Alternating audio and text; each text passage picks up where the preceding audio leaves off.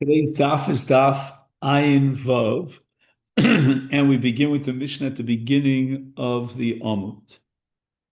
And we're talking now about the hind legs of an animal, and we'll see that animals divide up into different subcategories. We'll have uh, a shor, which is an ox, and then we'll have smaller animals. We'll have a camel.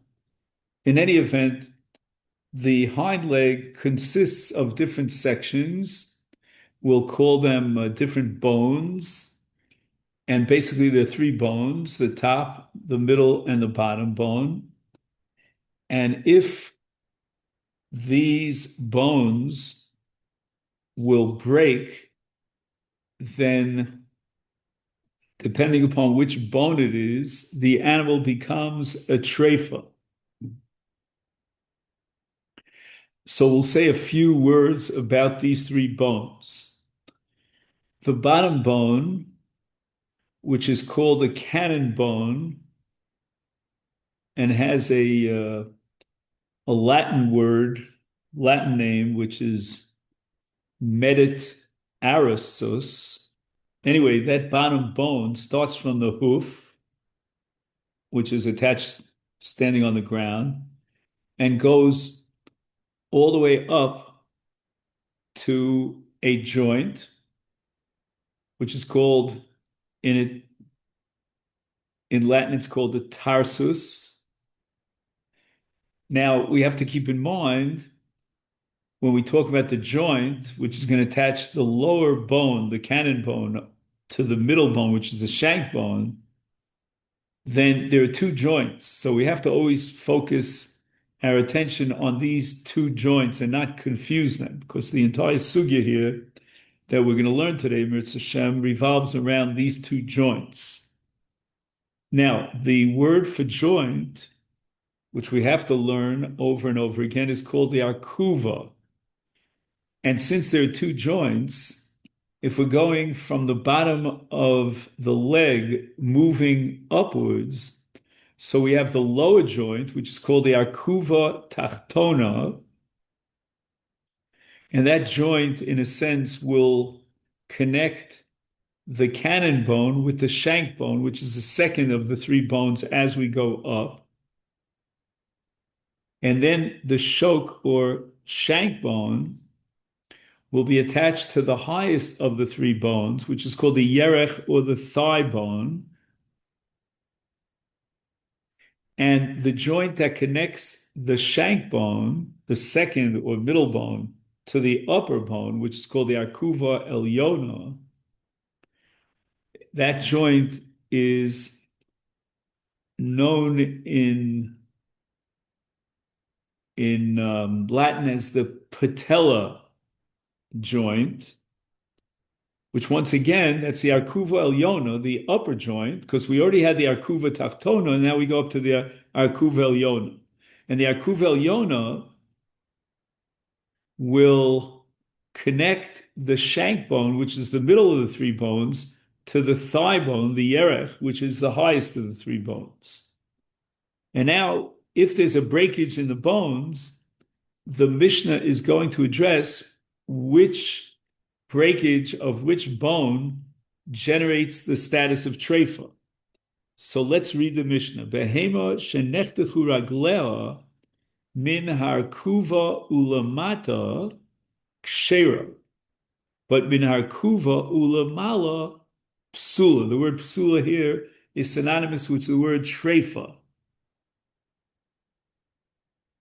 Now the question in interpreting this Mishnah is, what does the word arkuva mean? So again, the lower breakage will not render the animal treifa, but the upper breakage on the upper bone will render the animal as a treifa. But which bones are we talking about? And that would depend upon how you translate the word arkuva. So again, from the arkuva, the joint, and going down, the animal is still fit for shechita. From the upper joint and down, any breakage will cause the animal to be a treifa. But once again, the issue is which arkuva are we talking about when we say arkuva lamata kshera, arkuva lamala psula?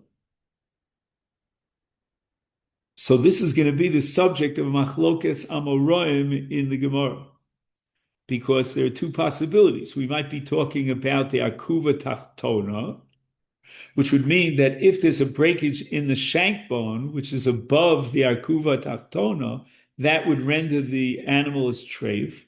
Or we might be talking about the arkuva elyona, which would mean that if there's a breakage in the shank bone, the animal is still fit for shechita, and only a breakage in the yerech bone, which is the highest of the three bones, would render the animal as a treifa. So we're going to see that in Mirz Hashem in the Gemara. However, the Mishnah goes on to tell us that there's another critical part of the hind legs of the animal, which would, if removed, if punctured, would create a status of treifa, and that's called tzomes hagidin. So again, until now we were talking about joints. Now we're talking about tzomes. Tzomes means a junction. A junction means when you have many strings that get together at one point, and that's called the junction of the gidin. Gidin is translated to English as sinews. Now, we're not exactly sure what the word nital means, which literally means removed. What does that mean? It was removed. We're not sure exactly where the tzomas hagidin is, whether it's above the arkuva or below the arkuva. We're not sure exactly how many different sinews make up the tzomas hagidin, and here's where we're going to make a fundamental difference between animals and birds. So there are a lot of issues, I'm just pointing that out, about the tzomas hagidin, many of which will be addressed in today's daf. The Mishnah continues, Nishbar ha'etzem. Now, the premise of the last section of the Mishnah is that even if a bone was broken, the ball game is not over yet. Meaning, it's still possible that if the broken bone is surrounded by flesh and possibly even skin, then it could be that the bone will go back into place, so to speak. In other words, it's not severed on an absolute level, but it might, and that goes into another issue which we touched on when we learned Teilu Treifus, as to whether or not an animal, once it's treifa, can then be remedied and remove the status of treifa. And the Mishnah seems to assume that nishbara etzem imrov habasar kayam, if the flesh that surrounds this bone still remains, then shchitasam etarasa, then it's no longer treifa, and the shchita will be matir the animal, but only if it's rov habasar, the greater part of the flesh, which again we're going to have a whole sugi about that. The imlav, if you don't have the greater part of the flesh, then we assume that the broken bone will not heal. It's a permanent injury, and the animal will eventually die, and therefore it's a treifa shchitasam etarasa. So now, without further ado, we begin the Gemara. And as I said before, the focus of the Gemara is on the word arkuva. Because again, the Mishnah says that if the breakage is min arkuva lamata, then the animal's kshera. If the breakage is min arkuva ulamala, the animal is treif. Which arkuva are we talking about? Are we talking about the arkuva tachtona, which is the joint that connects the lowest bone, the cannon bone, with the shank bone? Or are we talking about the arkuva elyona, which connects the shank bone with the thigh bone, which is the third and the highest of the bones? Highest meaning going up. Rav Yehuda Marav. So the first shita in the Gemara is that of Rav Yehuda, the name of Rav. So most of our discussion, we're going to talk about Rabbi Yehuda, even though again Rabbi Yehuda is quoting Rav, who in turn is quoting his uncle Rabbi Chia, but it doesn't matter. Rabbi Yehuda says that lamata min arkuva, and lamala min arkuva. I'll get back to that in just a second. Ubi ezar kuva amru. This is the punchline of Rabbi Yehuda. Be'arkuva nimkeres imarosh. Apparently, when the butchers would sell the legs, like you buy pulka or whatever, and they would sell the legs with the head together. That's what they sold in the market. But again, that's just a way of communicating that we're talking about the lower arkuva. That arkuva, according to Rav Yehuda in our Mishnah, is referring to the lower joint, which we call the tarsus, that connects the cannon bone, the lowest of the three bones, with the shock bone. So that would mean that according to Rav Yehuda, if there's a breakage in the shank bone, then the animal is treifa. Now, what did he mean in his first rachis part of his sentence? Lamata min arkuva means immediately below the arkuva, meaning even though it's pretty high up, relatively speaking, meaning it's on the top of the cannon bone, nevertheless the animal's still kosher. And then lamala min arkuva means immediately above the cannon bone, meaning above the arkuva, which we're talking about the lower part of the shank bone. That itself is enough to make it into a treifa. And basically, Rabbi Yehuda is the machmir here because he's telling you that any breakage in the shank bone renders the animal as treifa, even if it's directly above that arkuva, that joint, the joint that we called the tarsus. Ula, however, Amar Rav Oshia, he has a different shita, and we're going to see how Ula and Rav Yehuda have a discussion back and forth. According to Ula, we're going to define or interpret the word arkuva by comparing it to a camel. Why? Because apparently the various bones and joints of the camel are much more obvious. They're all the way on the side of the animal, near the legs, whereas, let's say in a cow, for example, the thigh bone is in the middle of the torso of the animal, if you can call it that. In any event, kenegdo begamol nikar, right? It's noticeable in the counterpoint of that joint in a camel.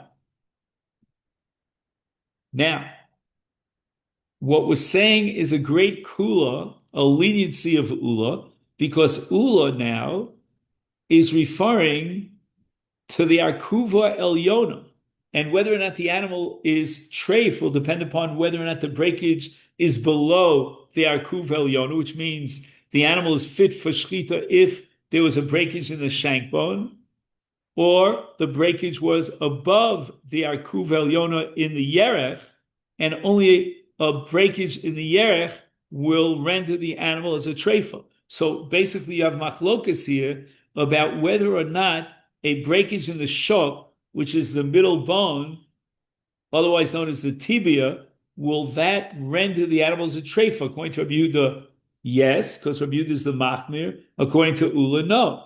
Amalei Ula Rabbi Yehuda. Ula now tries to reject Rabbi Yehuda by reading the Mishnah carefully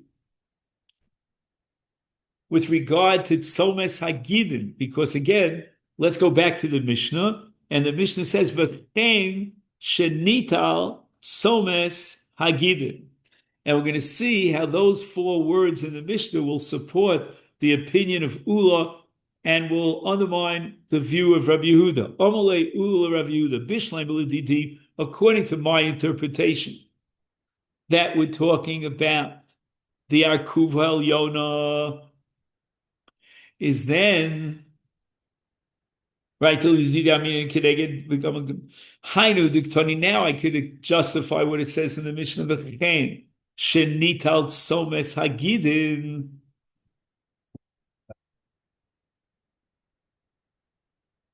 So again, the severage of the leg was according to Ula in the shank bone.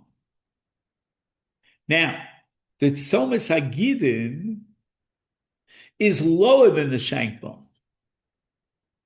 In fact, it's close to the arkuva tachtona. It's on the bottom half of the shank bone, or maybe the bottom 9/10 of the shank bone.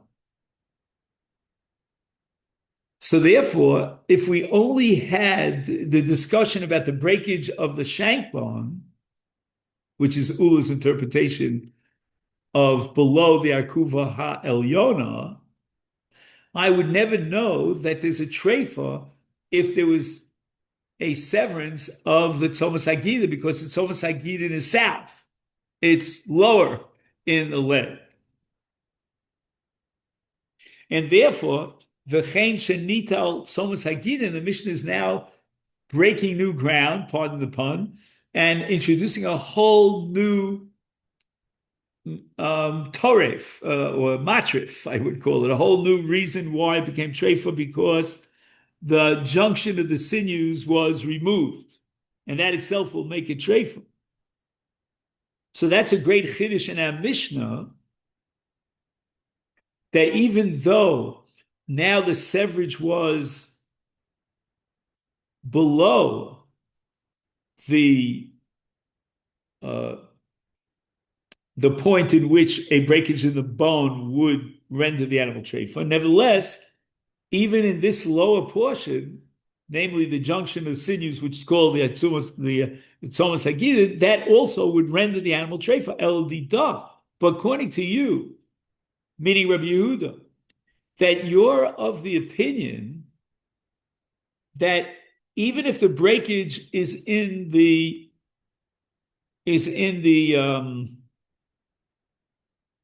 shank bone, the animal is treif. Again, I'm just going to repeat what I said before, just to make sure that I have it. Bishlem l'didi, according to Ula's interpretation of the Mishnah, I understand very well that the breakage in a bone that creates tarfus, that's above the arkuv elyona, that's in the yerech and the thigh bone. A breakage in the shok, in the shank bone, the tibia would not render the animal treifa. Therefore, the Mishnah has a gavaldig chiddush, an unbelievable chiddush, that the severance of the tzomas hagidin, which is right above the arkuva tachtona, nevertheless renders the animal treifa. But according to you, Rabbi Yehuda, that you say that the animal is treifa if there's a breakage in the shank bone, then don't I automatically understand from that if in the junction of sinews, meaning the tzomas hagidin, if it was removed, then the animal is certainly treif, because that's again above the arkuva, because according to Rabbi Yehuda, the arkuva is the arkuva tachtona. Amalei, so Rabbi Yehuda tries to defend himself, and Ula is not going to accept his defense argument. Rekuva below tzomas hagidin. The tzomas hagidin below rekuva. Meaning, until now, before the Mishnah introduces the tzomas hagidin, we're talking about a treifa situation because of the bone, the injury to the bone. And then the Mishnah is introducing an injury to the junction of sinews, which was removed. And below rekuva, meaning there was no injury to the bone.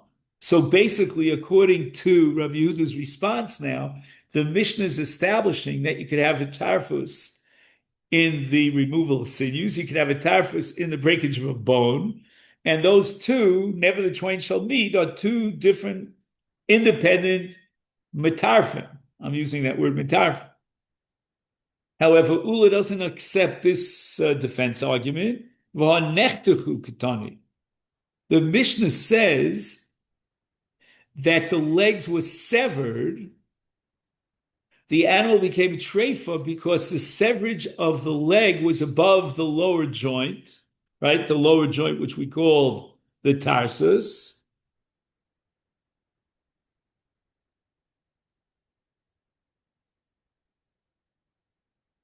And if that be the case, if the legs were severed at that point, then ipso facto, the junction of sinews, the what's it called, the tzomas hagidin would also have been removed because that's the point above the arkuva ha-tachtona where the sinews are located. Ishtik. Rabbi Yehuda had no answer, but Labasa did nothing. After he left the presence of Ula, he kicks himself and he says, "My time why didn't I give him a better answer? I should have said the following: that lamata min arkuva, the leg was severed on the lowest point, above the arkuva tachtona, which is below the junction of sinews. And lamala is lamala mitzomas hagidin. When the Mishnah establishes that the severance of the tzomas hagidin makes the animal into a treifa, it's above, right? It's only if it's above the joint and where the junction of sinews. In other words, the Mishnah is referring to an amputation which is not directly above the arkuva hatachtona, but higher up on the shank bone, and that's where the sinews diverge. So this clause does not address the law in an amputation at the junction of sinews. Hadar Omer, then Rabbi Yehuda, replied to himself, why didn't I tell him that? V'lo amrile, because it wouldn't have helped at all. The Amar Li, he would have again objected to me and said, Nechtechu Ktani, the Mishnah says they were severed, and he would have in any event rejected my explanation. It didn't fit into the plain meaning of the words of the Mishnah. Hachanami, here too, min arkuva lamala ktani. The Mishnah says that it's above the joint, which is again that point which is immediately, directly above the joint, and that's exactly where the tzomas hagidin is. And therefore, I would understand that if the Mishnah is talking about a severance, a breakage in the lower joint, or directly above the lower joint, then there's no need to then go ahead and speak about the sinews being. Anyway, the bottom line is that Rabbi Yehuda's shita in the Mishnah remains very, very difficult, and therefore Rav Papa Masni Hachi, Rav Papa is going to rewrite the text of Rabbi Yehuda in such a way that it can fit into the Mishnah. Amar Rav Yehuda, Amar Rav, Amar Rav Chia, Lamata, when the Mishnah says that the animal is still fit for shchita if the breakage was lamata min arkuva umitzomas hagidin, it means it's below that point, which is the, just one second, which is the arkuva and it's tzomas hagidin. So now, which arkuva are we talking about? Now we're in Rabbi Yehuda. If you haven't forgotten, Rabbi Yehuda was the machmir, and he was talking about. Just one second. Just one second. Sorry.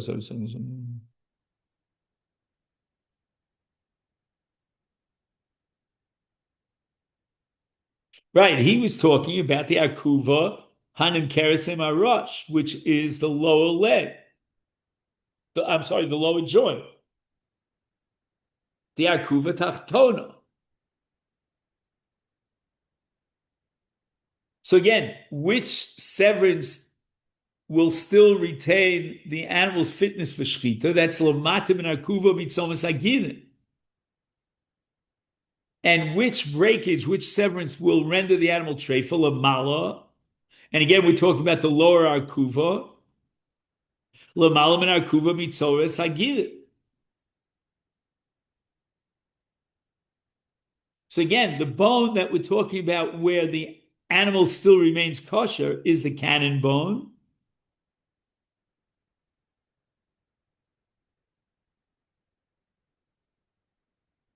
And then lamala means lamala min akuva mitzomas hagidin. That actually refers to the yereth, to the thigh bone. In other words, according to Rav Papa's new formulation of Rabbi Yehuda, the Mishnah doesn't address the middle bone, the shank bone. And therefore, the Mishnah is justified in adding the chen shenit al tzomas hagidin, because again, the tzomas hagidin is the lower part of the shank bone, and the Mishnah never addressed it. V'arkuva gufa kidul ula omar Rav Yoshia. And now, according to this new interpretation of Rav Papa of Rabbi Yehuda, when he's talking about the Arkuva, he too is going to accept the interpretation of Ula. Rabbi Yehuda is now accepting the interpretation of Ula, that we're referring not to the lower joint, the Arkuva Tachtona, but rather to Arkuva Elyona. And therefore, halacha l'maisa, it comes out that according to Rav Papa's reinterpretation of Rabbi Yehuda is saying exactly the same as Ula, and we're being Mekil, and we're saying that the only breakage that will render the animal treifa is a breakage above the Arkuv Elyona, which means in the thigh bone. And there's a whole discussion in the Farshim. So why did Rabbi Yehuda bother with his whole presentation according to Rav Papa? If at the end of the day there's no halachic difference between the two, and they both hold that the breakage which renders the animal treifa is the breakage below the akuva ha'elyon, above, the akuva elyon, which is in the yeref. And they say, well, it's a different interpretation of the words of the Mishnah, but there's no nafkamina.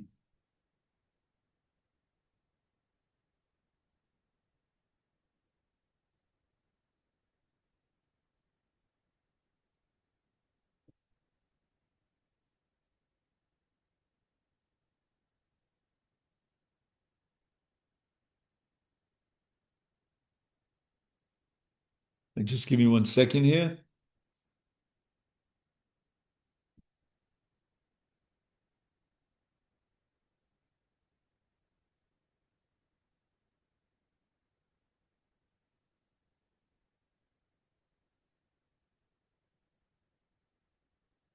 Right. So let's just summarize that. Now that we have Rav Papa's reinterpretation of Rabbi Yehuda is no longer a machmir. He now becomes a mekil like Ula. And then, both according to Ula and the second interpretation of Rabbi Yehuda, that of Rav Papa, we have a kula, which means that the animal only becomes treif if there's a breakage above the akuva hatachtona,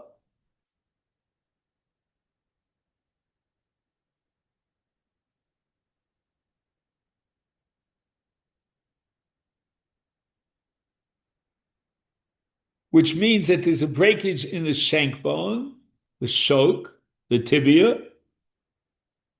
But if the breakage is higher up in the yerech,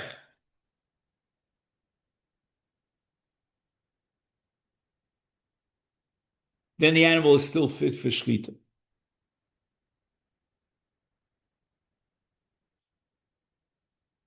Now, there's something very strange going on over here. Why? Because we said if the Tzomas Hagidin joint of sinews was removed, then it becomes treifa. Now, the joint of sinews is actually on the bottom of the shok, right above the Akuva Atachtona.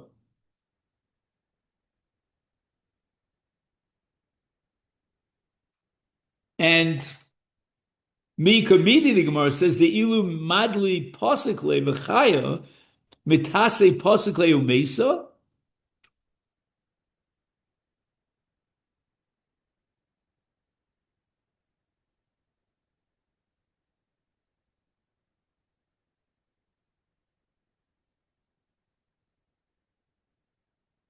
In other words, the whole logic and thrust of our Mishnah was the higher the breakage, the more injurious it is, the more dangerous it is for the animal, and the more it becomes treifa.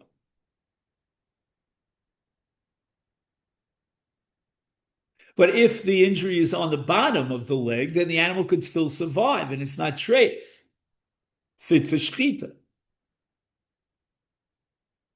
So now it comes out very strange. If you look at the height of the leg, then what we're saying is that if we're going lakula and we're saying that akuva and Mishnah refers to akuva elyona, then a breakage in the shank bone, which is higher up than the tzomas hagidin, will not render the animal treifa, but yet any removal of the tzomas hagidin will make it treifa when the tzomas hagidin is lower down than the breakage in the shank bone. And the breakage in the shank bone is higher up, and the higher up you go, the more likely, so to speak, the more powerful of a generation of a treifa is. Omer Avashi treifos kamadam isladodi ein omer treifa zu domel zu sharei chodcha mikan umeisa chodcha mikan v'chai. When it comes to the laws of treifos, then we don't compare one to the other. Right? You can cut, for example, this part of the animal, and the animal will survive. You cut, for example, the simonim, and the animal will die. We cannot make any comparisons or any intuitive, logical come to conclusions regarding treifos. Now we get to tzomas hagidin. So what is tzomas hagidin? The Gemara is going to have many, many different issues that have to be clarified with regard to tzomas hagidin. The elu hein tzomas hagidin. Where exactly is the tzomas hagidin? And then we'll see how much of the tzomas hagidin has to be removed. Rabba Amar of Ashi, the agarma ulabar. And Rabba Bar of Huna Amar of Ashi, the agarma ulago. Now the word labar means on the outside. So this group of sinews has a relationship to the bone of being outside, and has sinews that are the inside, that really, in a sense, cling to the bone itself. So Rabbah says that the treifus of tzomas hagidin applies to the sinews on the labar, on the outward side, kind of away from the bone, whereas Rabbah says no, it applies to the inward, those sinews that cling to the bone. Okay, we have a picture of it here. Rabbah bereid Rabbah v'shunamar Ravasi, a third opinion apparently, de ilave arkuma.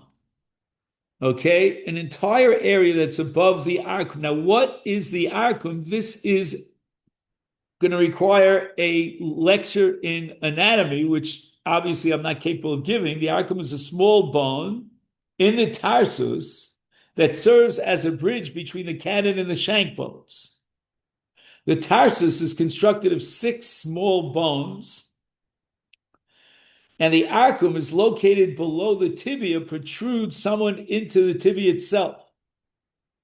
According to the Ra'ah, it is the bone which is visible only from the front side of the animal, not from the back. The only one of 6 bones that fits these descriptions is called the talus bone. So Rava, the son of Rabbi Bar Huna, defines the tzomas hagidin as the entire area above the arkum, that particular bone of the 6 bones, until the point where the 3 sinews diverge one from the other. And that's a chumrah. He includes both the area where the sinews hug the shank bone and the area in which they are joined with flesh. But secondly, he includes even the space immediately below the shank bone, between it and the top of the arkum. So that's a big chumrah.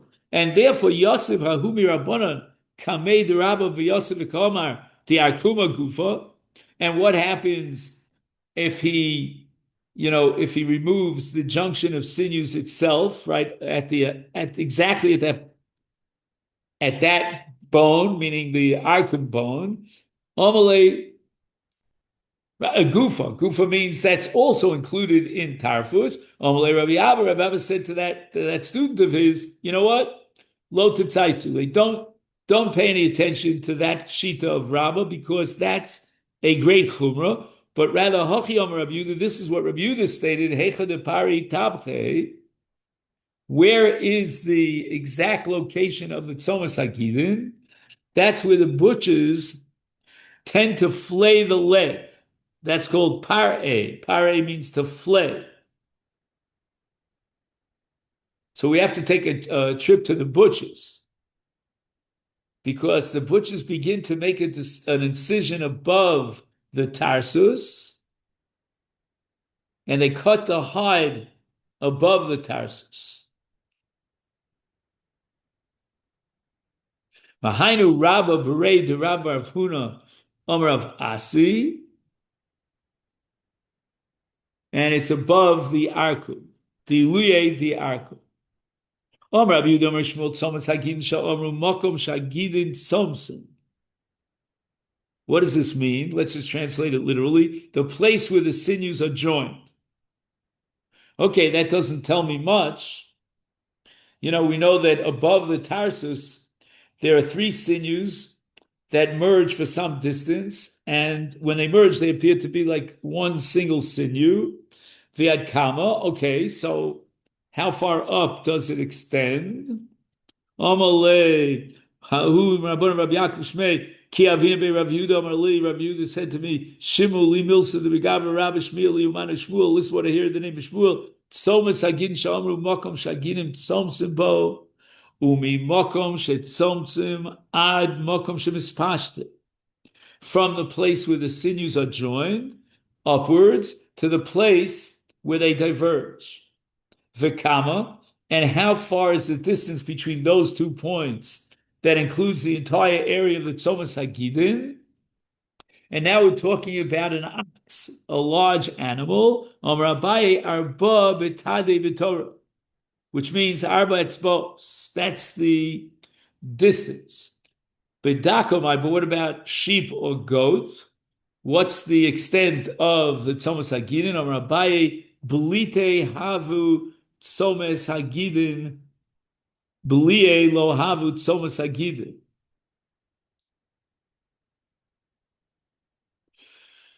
Where the sinews protrude, that's the Tzomas Hagidin. Where they are absorbed into the flesh, that's no longer the Tzomas Hagidin. Ashune Havi Tzomas Hagidin. Okay, now Abai is going to give us 3 conditions to define the Tzomas Hagidin.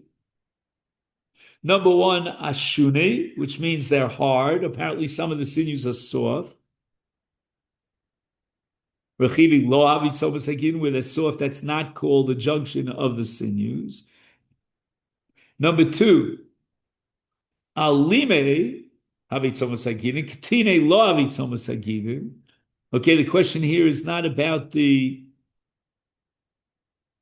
hardness or softness of the sinews, but rather about their thinness or their thickness. And now he's saying that if they're thin, that's not called Tzomas Hagidin. If they're thick, that is called Tzomas Hagidin. And now the third condition is Hivre. If they're white or pale, Havi Tzomas Hagidin.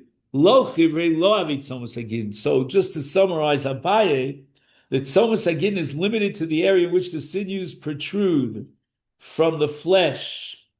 And number 1, they're hard. Number 2, they're thick. And number 3, they are white. So next time we go, we'll have to see the Tzomas Hagidin.